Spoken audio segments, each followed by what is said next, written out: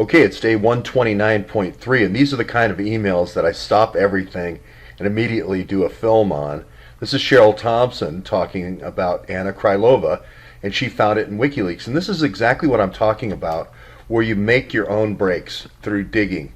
You're not waiting for somebody to come, drop an email on you like WikiLeaks does. You're actually going out and digging and using that and cross-referencing that with the WikiLeaks body of information.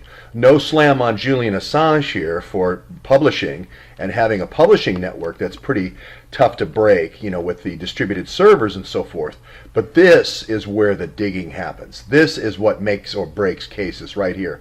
When somebody comes up with and says, oh, by the way, I've noticed Anna Krylova was maybe a Natasha and being used by the organized criminals that Andy McCabe and FBI had infiltrating all of the businesses of the Soviet Union.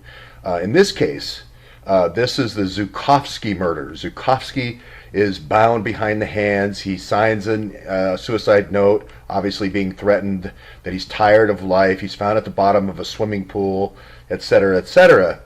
But then you get to the payoff. Oh, by the way, this VTB bank, etc.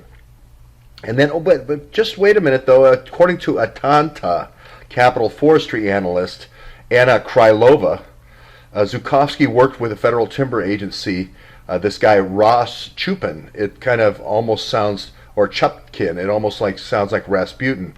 And said, oh, by the way, it could be that the timber industry in Russia was closely tied to organized crime.